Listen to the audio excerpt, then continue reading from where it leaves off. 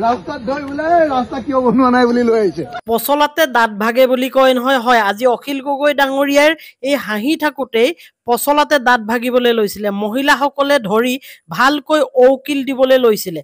কিয়নো কেনেকৈ দিবলৈ লৈছিলে এই ভিডিঅ'টো মই লগাই দিম। সম্পূৰ্ণ লাইভ ভিডিঅ' আছে আৰু এই লাইভ ভিডিঅ'টোতে গম পাব তেওঁ কেনেকৈ বাইকত উঠি গৈ এই মহিলাসকলৰ ওচৰ পাইছিলেগৈ আৰু মহিলাসকলে তেওঁলোকে এওঁক ধৰি ঔকিল দিবলৈ লৈছিলে ৰাস্তা কিয় বনোৱা নাই বুলি। এনেকুৱা ধৰণৰ কথাটোৱে এতিয়া বৰ বেয়াকৈ সমাজত প্ৰতিক্ৰিয়া সৃষ্টি কৰিছে। কিন্তু অখিল গগৈ ডাঙৰীয়াই কেনেকৈ এই বস্তুটো মেনেজ কৰিলে বা কেনেধৰণে কি সংঘটিত হ'ল এই কথাখিনি আপোনালোকে চাওক। মই গোটেই ক্লিপটোৱে লগাই দিছো।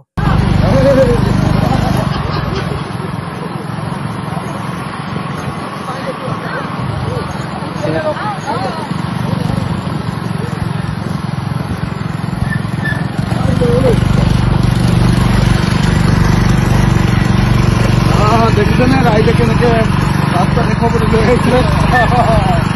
ৰাস্তা বেয়া হলে এমএলএ সোধাই নাই এখন এল পি স্কুল নহয় জানো?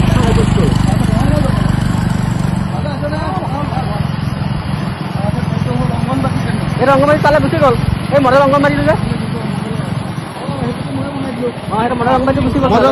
মডেল অংগনবাড়ী এইখিনিলৈকে বনাই দিলে হৈ যাব। এতিয়া সদ্যহতে এইখিনিলৈকে বনাই দিলে মানুহ ঘৰলৈ হৈ যাব। এই ৰাস্তাটো এনেকৈ গৈ বহুত সমস্যা আছে, বিশেষকৈ ল'ৰা ছোৱালীখিনি এই ৰাস্তা এনেকা দি গৈ পেলাই এই চিপিএখৰ যিটো পায়ঘাটটো যে আছে যে চিপিএখৰ পায়ঘাটটো দিছে সেইখিনি আকৌ এম ভি স্কুল এখন আছে। এম ভি স্কুল এখন ৰাস্তা দলঙে বনাই এইটো 16 মিটাৰ দলঙে বনাই আছে।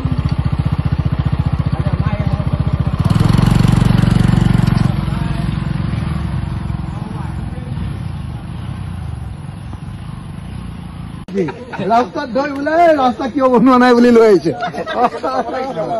এতিয়া শুনকচোন অম্লান ৰাস্তাটোৰ নামটো কি?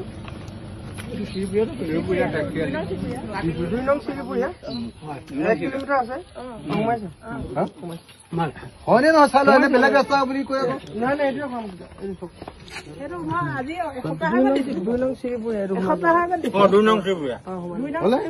ৰাস্তা হয়নে নহয়? এই ৰাস্তা দিল্লুৱে এনে হাল্লা কৰি আছে।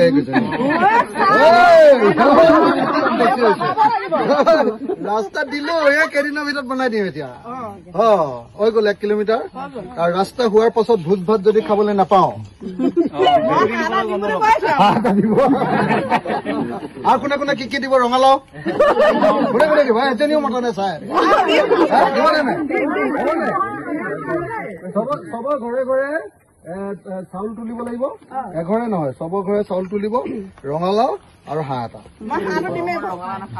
নহয় নহয় আপুনি কি দিব তেতিয়া বহুত দিনৰ নিজে দিব লাগিব আকৌ।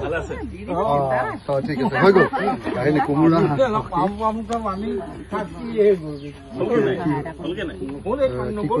কি কৰি আছে এডমিশ্যন দিব লাগিব।